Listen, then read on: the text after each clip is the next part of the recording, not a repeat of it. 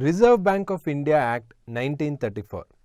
In our economic, business and commercial laws, this is one of the chapters which is very important not only for exam but for you to understand what is this economic, business, commercial laws. See, as a student of company secretary course, why should you study economic, business and commercial laws? In our economic, business, commercial laws, it has all the applicable laws for the corporates in India. In company law, you study mainly the Companies Act of 2013 and the rules, the regulations, the case laws, and that is the core.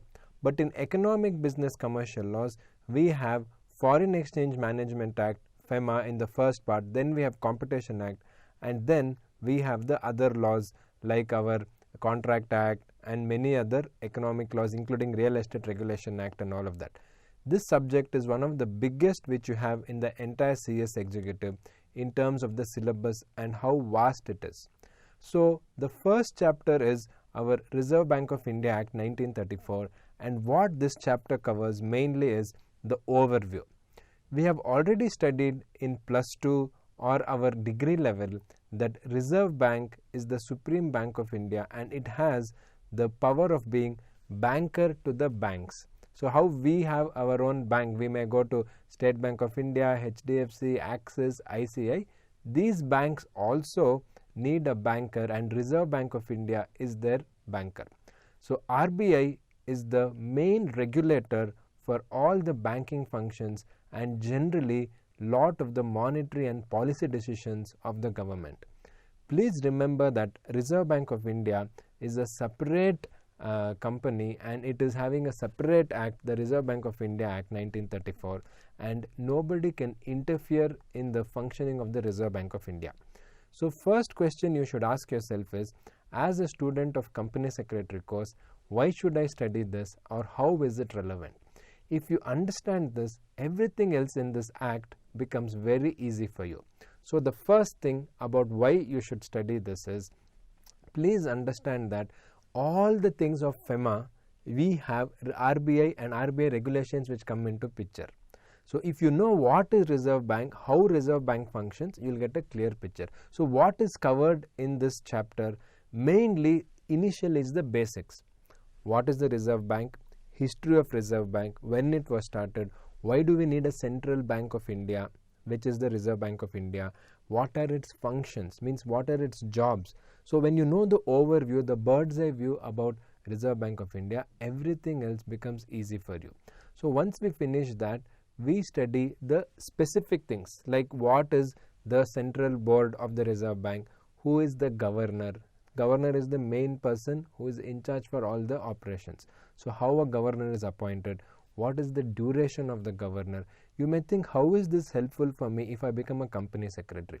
This is the background knowledge and information which you should have to conduct your duties as a company secretary. You might not end up working in Reserve Bank, but there will be lot of things you have to deal with Reserve Bank. Nowadays, lot of companies have foreign investment, what we call as FDI.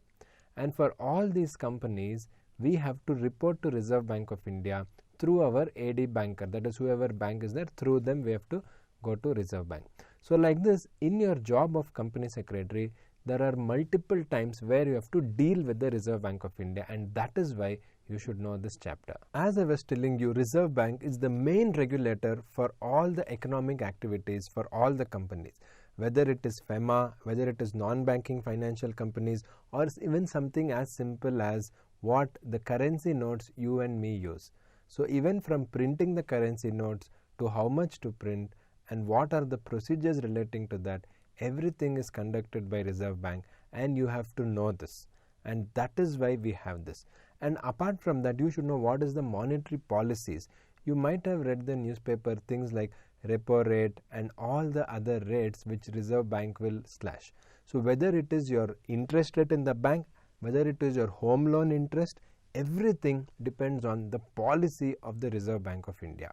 And this knowledge is required for you to conduct your activities as a company secretary in the best way possible. So that is the reason this is the first chapter which you have, Reserve Bank of India 1934. So in this chapter we have everything from history of Reserve Bank And what is interesting is Reserve Bank was not one of the government banks. It was a private shareholders bank which started. Of course, we'll study that in detail. Later, it became the Bank of India. So that is why we need to know this very, very well. And please remember that not only we study history, we also study the primary basic functions, then what is the policies, and also things like the latest things like the payments and settlement system. So payment and settlement system is very important. You know very well our NEFT, RTGS and all your other online payments which you do, all that is enabled and also regulated by Reserve Bank. So Reserve Bank on one hand is the banker to all the banks, and more importantly it is the regulator for the entire economic activities, not only to other banks but also the economy. If Reserve Bank has very bad policies, it will affect each and every person's life, it will affect each and every person's business and all other functions of the government. That is why Reserve Bank of India should be very, very careful in giving out the rules, regulations and the policies. And also for things like NBFCs, Reserve Bank is the main regulator. Whether you want to register it, whether you want to close it, for everything Reserve Bank comes. Even for companies, for foreign exchange, whether it is import, export, we need the rules and regulations of Reserve Bank. Since it's such an important piece of legislation, the Reserve Bank of India Act 1934 is a general knowledge which you have to have if you want to understand economic, business, commercial laws. Just like you should know basic English to learn anything in any course, whether it is school or +2 or degree or CS or CA or any course like that. Same way, the Reserve Bank of India Act 1934 is the general knowledge you should know, and the bird's eye view, the big picture you should know to understand all the other economic laws. And let me tell you, the RBI Act is directly and indirectly connected to all the acts you have, whether it is FEMA, whether it is NBFC related, the Competition Act, whether it is our economic laws, correct? All this is directly related to Reserve Bank, and that is why you should know this. So that is a brief overview. Now if you understand this basic overview, you will understand the specific functions and all the other things like who is the board, how to elect the board, what is their tenure, etc. I will tell you. So now let us study each and every page of Reserve Bank of India Act 1934 in detail so that you do well in the exams. This is our economic, business and commercial laws, and we are studying first the Reserve Bank of India Act 1934. So when we study our economic, business, commercial laws, as you know that we have the first part which talks about the Reserve Bank of India and the Foreign Exchange Management Act, or what we call Exchange Control Regulations. This is very crucial, especially for a company secretary in the 21st century. Yes, our profession is highly respected, and that is why we have to know the Reserve Bank of India Act and Foreign Exchange Management Act very, very well. This becomes crucial for us. Let us have a look at the introduction, where it is a very, very introductory chapter which is very easy, which gives you the overview. So first you should know what is the framework in which we are studying. We are studying everything related to India and the Foreign Exchange Management Act of India. But to study that, first we should know the primary bank, which is the Central Bank of India, which is our Reserve Bank of India. And for this, the law relating to Reserve Bank of India is the Reserve Bank of India Act 1934. It is the Central Bank of India, we know very well. It was established in 1934. What is very interesting is, when it first started, it was a normal shareholders bank. So we had private shareholders, and only then it was nationalized. Of course, we'll come to that, but this is what you should know. Many students or many people only will not know. Yes, it was nationalized and it became the Central Bank of India, but it was like any other bank before that. And the act is the Reserve Bank of India Act 1934, and the headquarters is in Maharashtra, we know that. So presently, we have Mr. Shaktikant Das, who is the governor of the Reserve Bank. See, there are many people in the Reserve Bank, but usually everything relating to the publicity is relating to the governor. So governor's duration is anywhere based on what the government of India will give them the tenure. So previously we had Raghuram Rajan. So Mr. Raghuram Rajan, economist, he was there for 3 years. Then he had to give way to our Shakti Kanta Das. So it has 26 offices and 4 regional offices and different cities. All these are general things which we have to know.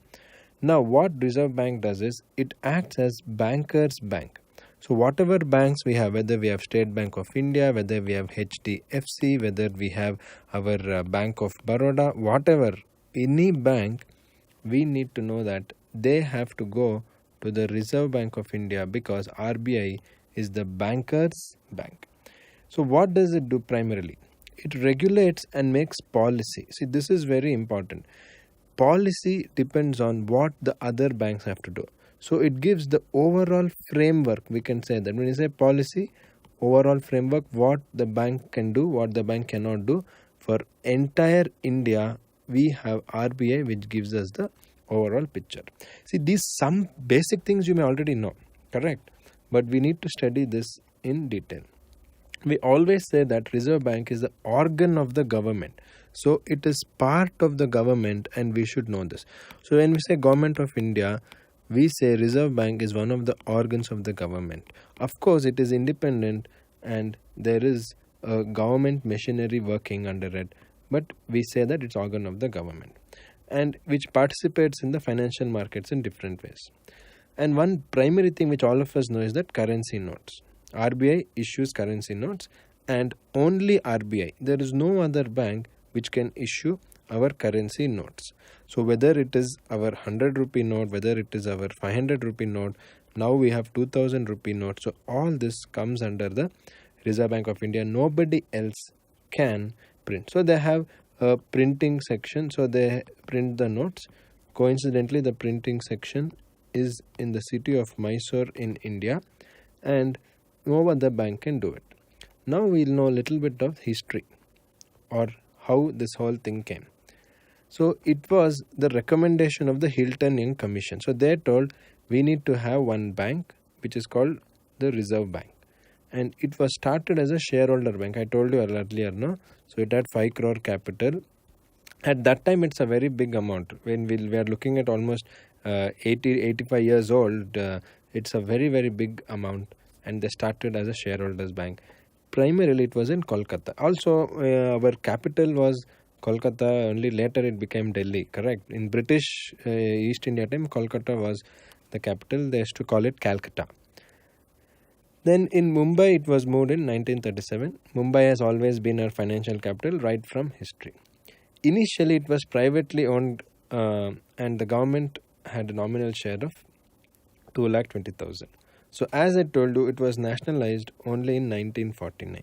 So till then, it was a private bank.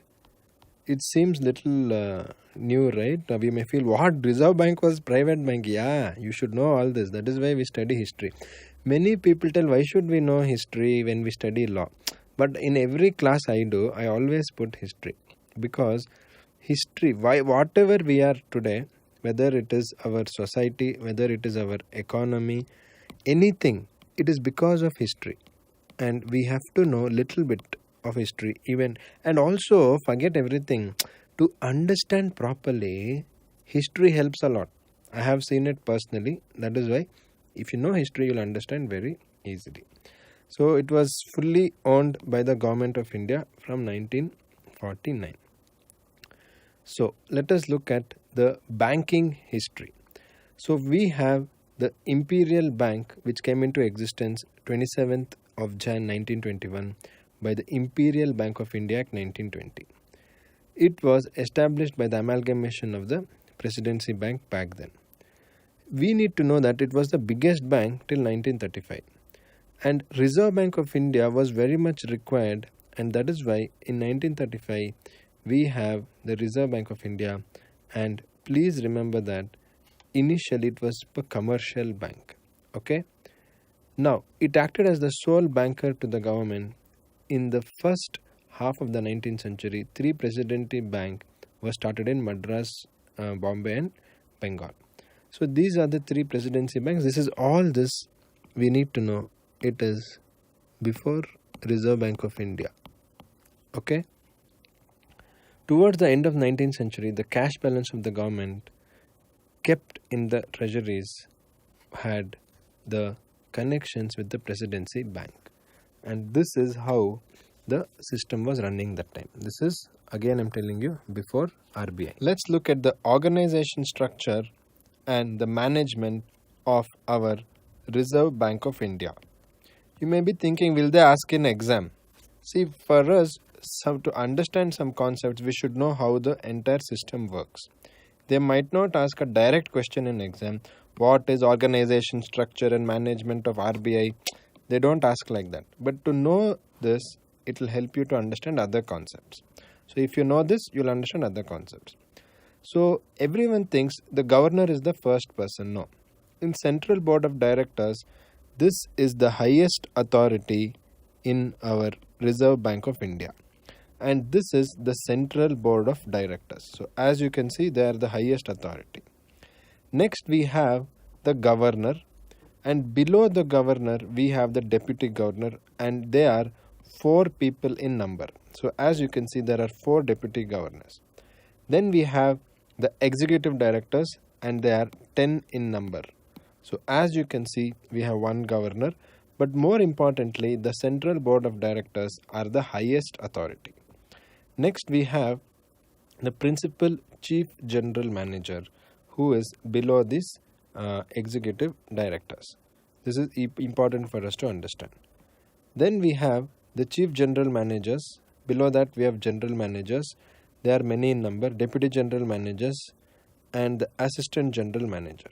So as you can see, from our Central Board of Directors, which starts here, we have gone all the way to assistant general manager. This is the hierarchy. So if you are working in RBI, you will basically have assistant general manager, you will move up. Below that also, if you see, we have the managers, the assistant managers and the support staff. So this is the hierarchy. The highest authority or the boss is our governor. Of course, he has to report to the Central Board of Directors. This is the organization structure and how RBI is managed. General Board of Directors. So please try to understand, this is the Central Board of Directors. We also call it them as the General Board of Directors. That is the highest power. If you ask about this, we have Government of India, that is true. But we say that RBI is independent and they should not really listen to what the government says. They have to do what is right as per their understanding. So in the Central Board of Directors, we have already understood that it is the highest authority. And in our Reserve Bank of India, we need to look at this authority as the highest. So it delegates some functions to the local board and the various committees which are there, but they are the highest authority. Governor is the Reserve Bank's chief executive. How company has chief executive officer, CEO, for Reserve Bank of India, we call that as the RBI governor. And RBI governor has to have very good knowledge about the economy and also the world economy. So that is why they used to say that it is best if any great economics teacher or economist becomes the RBI governor. So what do the governor do? Mainly they will supervise and direct the affairs of the business of RBI. So whatever RBI does, our governor who acts like the CEO, we don't call CEO, we call them governor, but indirectly his role, how company, see in every company, CEO is the highest role because how the company executes, it depends on the CEO's job, correct? Same way in our RBI, we have the RBI governor who has to do his job properly. If he does his job properly, then it becomes very, very easy for RBI to function properly. The management term also includes the deputy governor and the executive directors. And this we have already studied. The central government nominates 14 directors on the central board. So what is this central board which we have? We have 14 directors which the central government of India will nominate. And the government also nominates government officer as the director representing the government. So one government officer will be there. The governor and deputy governors devote their whole time. See, this is important. This is the most important. They have been given salary allowance. It is a full-time job. If you want to be RBI governor, it is not a part-time job. It is a full-time job. You have to run the economy. It is equal to being Prime Minister of India, to run India, to run all the economic affairs, banks of India. Reserve Bank governor is the highest authority, and to help him we have the deputy governors collectively. See, if you remember, India had demonetization where they cancelled our 500 rupee old and 1000 rupee old notes. Now it is not anymore. But to execute this properly, it was important that the RBI governor is aware and also doing the job properly.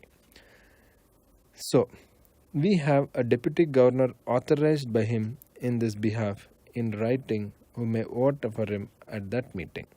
So this is very, very crucial. A director nominated holds the office for a period of 4 years, and thereafter his successor is nominated. So whoever is director in our central board of directors, so we are studying now central board of directors, they will have for 4 years period.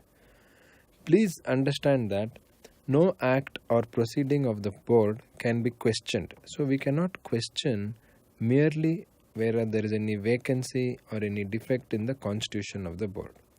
What the board is decided is always final. Of course, the governor is the full-time person, but what board decides is final. Retiring director can be eligible for re-nomination. So he can be re-nominated, and this is possible. Yes. Local board of RBI.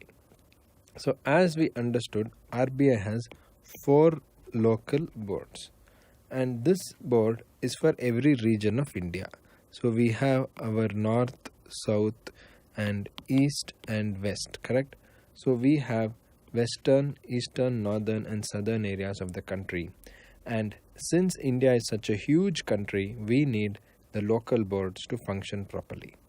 And that is our Mumbai, Kolkata, New Delhi and Chennai for the south region. Members appointed by the central government are for 4 years. So we should know that it is 4 years appointment. And local board shall elect amongst themselves one of the chairperson of the board. So what we have these 4 local boards, they have to appoint their chairman among the members who are there.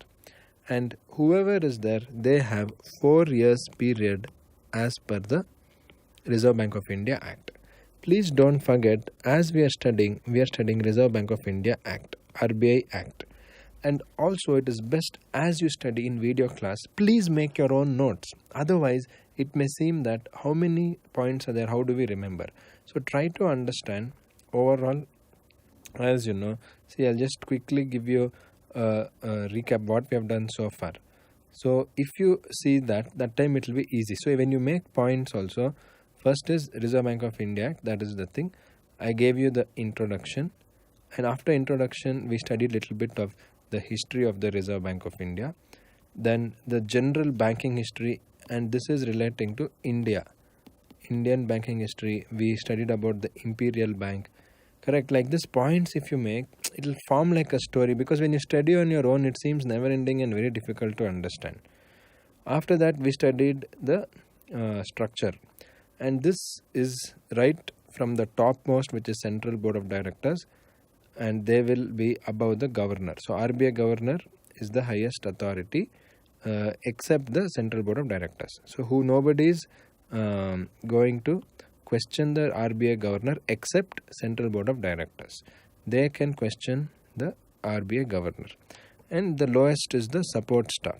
So all these people are there.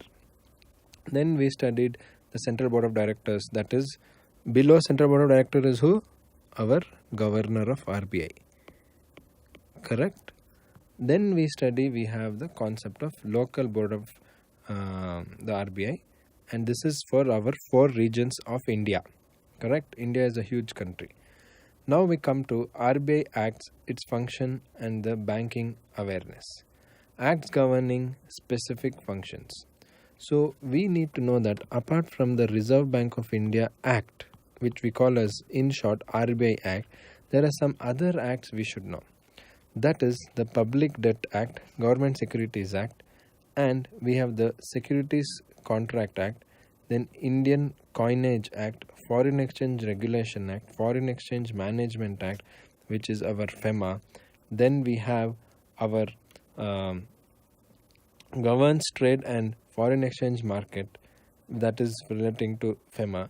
Then we have the Payments and Settlement Act, correct? This is all our Paytm etc. has come because of this act, Payment and Settlement Act. Our NEFT, RTGS, all these things are covered under this act, which is payment system in India, all the online payments. So please remember, these are the acts you should know. So apart from RBI, you should know another 7 acts primarily, and connected with that. So this we call as the connected acts. Primary acts are the 7 over here. Connected acts, we have the Companies Act, then we have the Banking Companies Acquisition and Undertakings Act, Bankers Book Evidence Act, we have the Banking Secrecy Act, Negotiable Instruments Act. Further, we have the State Bank of India Act, then we have the Industrial Development Bank Act, then Industrial Finance Corporation Act. You don't have to know all these acts. National Bank for Agriculture, what we call in short as NABARD, correct? It is very important even when we study producer company in company law. National Housing Bank Act, Deposit Insurance and Credit Guarantee Corporation. We have the RBI Act, which we call as the Umbrella Act. Along with that, the Banking Regulation Act. So please don't forget these 2 things primarily, which we call them as Umbrella Act. That is, below this only everything will come. The Reserve Bank of India Act 1934 and the Banking Regulation Act. Okay. If these 2 things are there, which is the 1949 law, all other things are below this. So don't worry to study all these things, but you should know Companies Act and Bankers Book Evidence Act, Banking Secrecy Act, Negotiable Instruments Act, you should know. And these acts also you should know, and this is common sense. FEMA, then we have the Securities Contract Act. These are the acts which govern RBI. So when we study RBI, we are trying to study the whole picture of what is the RBI and the other related laws connected to it.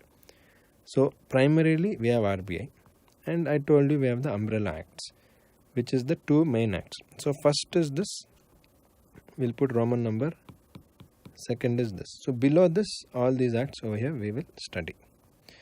Now we come to functions of the Reserve Bank of India.